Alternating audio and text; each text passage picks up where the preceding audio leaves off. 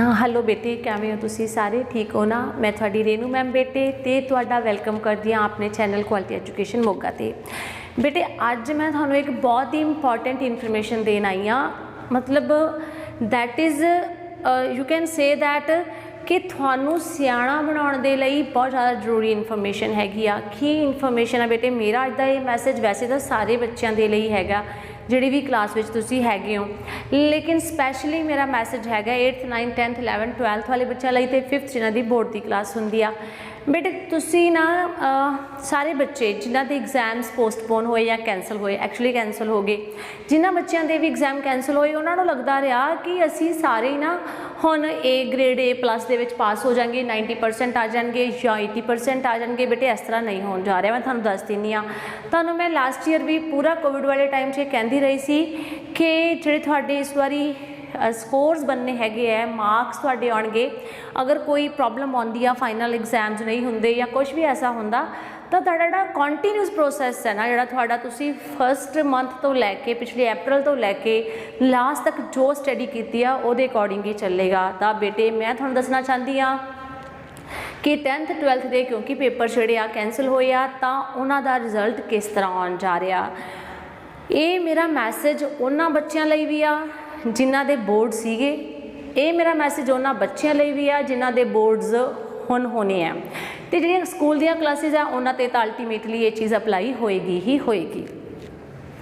तो तुहाडा रिजल्ट बेटे जिहड़े पैस दे एग्जाम होए सी पंजाब अचीवमेंट सर्वे दे उन्हां एग्जाम्स के बेस ते जिहड़े तुसीं मंथली टैसट दिंदे रहे, जिहड़े तुसीं जुलाई दे विच पेपर दिते, तुसीं जिहड़े सैप्टंबर दे विच पेपर दिते, दिसंबर दे विच पेपर दिते, ते जिहड़ी तुहाडी CCE मतलब जिहड़ी है कंप्रीहेंसिव जिहड़ी असैसमेंट तुहाडी सी, इवैल्यूएशन सी, उहदे बेस ते तुहाडे मार्क्स बनन जा रहे हैगे आ।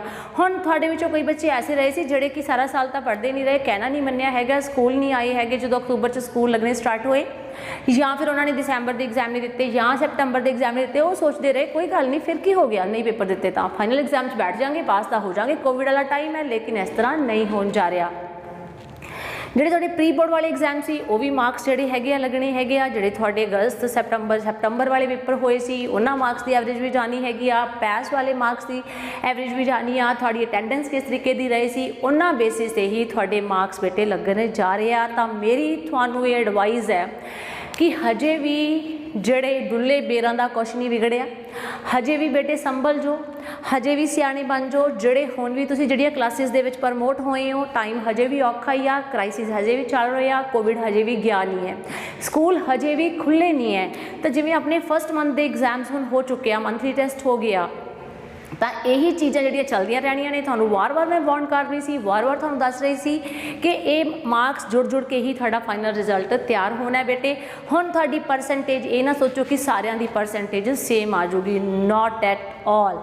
हुण तुसीं जिन्ना गुड़ पाया सी उन्ना ही मिठा होना है। जिन्हां ने पेपर दिते सी, जिन्हां ने स्कूल अटेंड कीते सी या जिन्हां ने प्री बोर्ड दिते सी, उन्हां दी एवरेज ते ही उन्हां दे मार्क्स लगन जा रहे हैं बेटे। अगर तुहानूं मेरी वीडियो दे विच कुछ समझ नहीं आया या तुहानूं इन्नी समझ नहीं आई, तुसीं मैनूं डायरैक्टली मैसेज करके पूछ सकते हो, तुसीं स्कूल आके भी मास्क वियर करके बट भी पूछ सकते हो। बाकी क्लासिस के बच्चों भी मैं कहना चाहती हाँ, तुसीं भी ये ना समझ लो कि सिर्फ फाइनल पेपर दे के असीं प्रमोट हो जाएंगे क्लासिस दे विच नैक्सट विच, नहीं बेटे इंज नहीं होना हैगा। तुहानूं हरेक मंथली टैसट, हरेक जिहड़ा भी समैसटर वाले एग्जाम्स होणगे, चाहे वो सैप्टंबर वाले हैगे आ या दिसंबर वाले आ, हरेक पेपर तुहानूं अपीयर होना पऊगा, मार्क्स लैणे पैणगे। जो मार्क्स तुसीं लाओगे, जो तुसीं प्रैक्टिकल्स करोगे, जो भी कुछ तुसीं आपदा असली परफॉर्मेंस दोगे बेटे, उही तुहाडा जिहड़ा हैगा रिजल्ट एट द एंड तैयार होण जा रहा है। दूसरी गल ये भी है बेटे कि तुसी किहदे लई पढ़दे हो, पढ़दे किहदे लई हो, तुसी खुद लई पढ़दे हो, क्योंकि तुसी लाइफ च कुछ बनना है, तुसी लाइफ च अगे पहुँचना हैगा।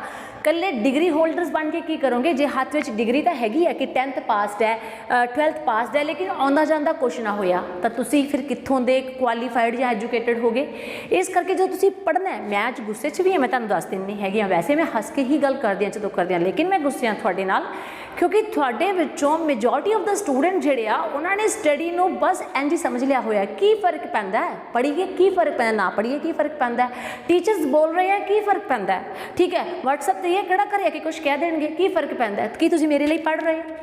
नहीं। कि तुसीं अपने मम्मी पापा लिए पढ़ रहे हो? नहीं। ਤੁਸੀਂ ਸਿਰਫ ਆਪਦੇ ਲਈ ਪੜ੍ਹ ਰਹੇ ਹੋ, ਤੁਸੀਂ ਸਿਰਫ ਆਪਦੇ ਲਈ ਪੜ੍ਹ ਰਹੇ ਹੋ, ਕਿਉਂਕਿ ਲਾਈਫ ਦੇ ਵਿੱਚ ਜੋ ਸਰਟੀਫਿਕੇਟ, ਜੋ ਐਜੂਕੇਸ਼ਨ, ਜੋ ਕੁਆਲੀਫਿਕੇਸ਼ਨ ਆ ਤੁਹਾਡੀ ਖੁਦ ਦੀ ਹੈਗੀ ਆ, ਠੀਕ ਆ। ਇਸ ਕਰਕੇ ਇਹ ਸਮਝ ਲੈਣੇ ਪਏ ਹੋ ਕਿ ਹਾਂਜੀ ਕੋਵਿਡ ਚੱਲਦਾ, ਕੋਈ ਗੱਲ ਨਹੀਂ, ਪਾਸ ਤਾਂ ਹੋ ਜਾਣਾ ਹੈ। ਇਹ ਨਾ ਸੋਚੋ ਭੁਲੇਖਿਆਂ 'ਚ ਰਹਿ ਜਾਓਗੇ, ਗਾਹਾਂ ਲਾਈਫ ਦਾ ਜਿਹੜਾ ਪ੍ਰੋਸੈਸ ਹੈ ਨਾ ਉਹ ਔਖਾ ਹੋ ਜਾਣਾ ਤੁਹਾਡੇ ਲਈ।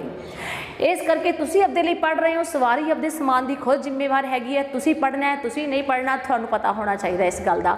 ਹੁਣ ਤਾਂ ਬੋਰਡ ਨੇ ਵੀ, ਸਰਕਾਰ ਨੇ ਵੀ ਇਹ ਗੱਲ ਕਹਿਤੀ ਹੈ ਕਿ ਸਿਰਫ ਫਾਈਨਲ ਪੇਪਰਾਂ ਦੇ ਬੇਸ 'ਤੇ ਜੱਜਮੈਂਟ ਨਹੀਂ ਹੋਣ ਜਾ ਰਹੇਗੀ। ਜੋ ਤੁਹਾਡਾ ਪੂਰੇ ਸਾਲ ਦੀ ਪਰਫੋਰਮੈਂਸ ਹੈ, ਕੀ ਤੁਸੀਂ ਡੇਲੀ ਬੇਸਿਸ 'ਤੇ ਕੰਮ ਕਰਕੇ ਭੇਜ ਦਿਓ ਉਹਦੇ ਟੀਚਰਸ ਨੂੰ? ਕੀ ਤੁਹਾਨੂੰ ਜੇ ਜ਼ੂਮ ਕਲਾਸ ਲਾਈ ਜਾਂਦੀ ਹੈ ਤੁਸੀਂ ਜ਼ੂਮ ਕਲਾਸ ਅਟੈਂਡ ਕਰ ਦਿਓ? ਨਹੀਂ ਕਰ ਦਿਓ, ਠੀਕ ਹੈ। ਕੀ ਤੁਹਾਡੇ ਜਿਹੜੇ ਵੀ ਆਨਲਾਈਨ ਟੈਸਟ ਹੋ ਰਹੇ ਆ ਤੁਸੀਂ ਉਹਨਾਂ ਟੈਸਟ ਨੂੰ ਦਿੰਦੇ ਹੋ ਕਿ ਨਹੀਂ ਦਿੰਦੇ ਹੈਗੇ? ਠੀਕ ਹੈ। ਕੀ ਤੁਸੀਂ ਆਪਣੇ ਪ੍ਰੈਕਟੀਕਲਸ ਕਰ ਰਹੇ ਹੋ? If you are missing anything ਅਮੰਗਸ all these things, ਤੁਸੀਂ ਕੋਈ ਵੀ ਚੀਜ਼ ਮਿਸ ਕਰ ਰਹੇ ਹੋ, ਮਤਲਬ ਤੁਸੀਂ ਆਪਦੇ ਫਾਈਨਲ ਪੇਪਰਾਂ ਦੀ ਪਰਫੋਰਮੈਂਸ ਨੂੰ ਲੋਅਰ ਡਾਊਨ ਕਰਦੇ ਜਾ ਰਹੇ ਹੋ। ਤਾਂ ਬੇਟੇ ਮੈਂ ਤੁਹਾਨੂੰ ਇਹ ਐਡਵਾਈਸ ਕਰਨਾ ਚਾਹੁੰਦੀ ਹਾਂ ਕਿ ਡੇਲੀ ਬੇਸਿਸ 'ਤੇ ਪੜ੍ਹੋ। ਜਿਹੜੇ ਬੱਚਿਆਂ ਦਾ ਹੁਣ 10th 12th ਬੋਰਡ ਨਿਕਲ ਗਿਆ ਉਹਨਾਂ ਨੂੰ ਤਾਂ ਹੁਣ ਜੋ ਉਹਨਾਂ ਨੇ ਕੀਤਾ ਸੀ ਉਹਨਾਂ ਦੇ ਸਾਹਮਣੇ ਆ ਜਾਣਾ, ਠੀਕ ਹੈ। ਬਾਕੀਆਂ ਲਈ, ਬਾਕੀ ਸਾਰੀਆਂ ਕਲਾਸਿਸ ਦੇ ਵਾਸਤੇ ਮੈਂ ਤੁਹਾਨੂੰ ਐਡਵਾਈਸ ਕਰ ਰਹੀ ਹਾਂ, ਕੰਟੀਨਿਊਸਲੀ ਪੜ੍ਹੋ, ਡੇਲੀ ਪੜ੍ਹੋ, ਵੀਕਲੀ ਜਿਹੜੇ ਟੈਸਟ ਹੁੰਦੇ ਉਹ ਦਿਓ, ਜ਼ੂਮ ਕਲਾਸਿਸ ਲੱਗਦੀਆਂ ਨੇ ਉਹ ਅਟੈਂਡ ਕਰੋ, ਆਪਣੇ YouTube ਚੈਨਲ ਦੇ ਥਰੂ ਜਿਹੜੀਆਂ ਵੀਡੀਓਜ਼ ਨੇ, ਪੈਂਡਿੰਗ ਵਰਕ ਨੇ ਉਹਨਾਂ ਨੂੰ ਕਰਦੇ ਰਹੋ। ਇਸ ਤੋਂ ਇਲਾਵਾ ਜਿਹੜੇ ਪ੍ਰੈਕਟੀਕਲਸ ਜਾਂ ਜਦੋਂ ਵੀ ਤੁਹਾਨੂੰ ਟੀਚਰ ਕਹਿੰਦਾ ਹੈ ਕਿ ਮੈਨੂੰ ਵਰਕ ਚੈੱਕ ਕਰਵਾ ਕੇ ਜਾਓ, ਉਹ ਵੀ ਕਰਵਾਓ। ਐਂਡ ਇੱਕ ਹੋਰ ਚੀਜ਼, ਆਪਣੇ ਪੇਰੈਂਟਸ ਨੂੰ, ਆਪਣੇ ਵੱਡਿਆਂ ਨੂੰ ਬੇਟੇ ਗਾਈਡ ਕਰੋ ਕਿ ਤੁਸੀਂ ਵੈਕਸੀਨੇਸ਼ਨ ਕਰਵਾਓ, ਕਿਉਂਕਿ ਇਸ ਸਮੇਂ ਜੇ ਤੁਸੀਂ ਆਪਦੇ ਆਪ ਨੂੰ ਬਚਾਉਣਾ ਹੈ ਤੇ ਸੋਸਾਇਟੀ ਨੂੰ ਵੀ ਬਚਾਉਣਾ ਹੈਗਾ, ਸੋਸਾਇਟੀ ਦੀ ਵੀ ਸੇਵਾ ਕਰਨੀ ਹੈ, ਤਾਂ ਤੁਹਾਨੂੰ ਵੈਕਸੀਨੇਸ਼ਨ ਕਰਾਉਣੀ ਜ਼ਰੂਰੀ ਆ ਬੇਟੇ।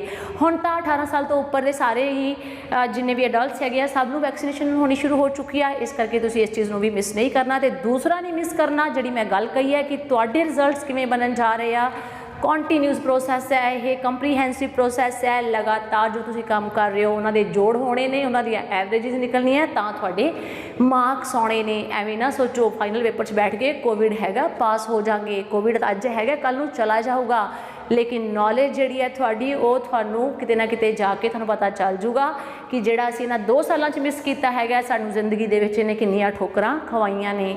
ਤੇ ਇਹੀ 2 ਸਾਲਾਂ ਦੇ ਵਿੱਚ ਜੇ ਤੁਸੀਂ ਚੰਗੀ ਤਰੀਕੇ ਦੇ ਨਾਲ ਪੜ੍ਹ ਲੈਂਦੇ ਹੋ, ਭਾਵੇਂ ਕੋਵਿਡ ਹੈ ਭਾਵੇਂ ਕੋਈ ਮਰਜ਼ੀ ਚੀਜ਼ ਹੈਗੀ ਆ, ਤਾਂ ਤੁਸੀਂ ਜ਼ਿੰਦਗੀ 'ਚ ਰਾਈਜ਼ ਕਰੋਗੇ, ਮੈਂ ਤੁਹਾਨੂੰ ਗਰੰਟੀ ਦਿੰਦੀ ਹੈਗੀ ਆ। ਨੌਲੇਜ ਇੱਕ ਇਹੋ ਜਿਹੀ ਚੀਜ਼ ਹੈ ਜਿਹਨੂੰ ਕੋਈ ਖੋ ਨਹੀਂ ਸਕਦਾ ਤੁਹਾਡੇ ਕੋਲੋਂ, ਕੋਈ ਚੋਰੀ ਨਹੀਂ ਕਰ ਸਕਦਾ ਹੈਗਾ, ਇਹ ਤੁਹਾਡੇ ਕੋਲੇ ਹਮੇਸ਼ਾ ਰਹਿਣੀ ਹੈ। Bye bye, take care, bless you, ਖੁਸ਼ ਰਹੋ, ਗੱਲਾਂ ਨੂੰ ਸੁਣੋ ਤੇ ਮੰਨੋ ਵੀ।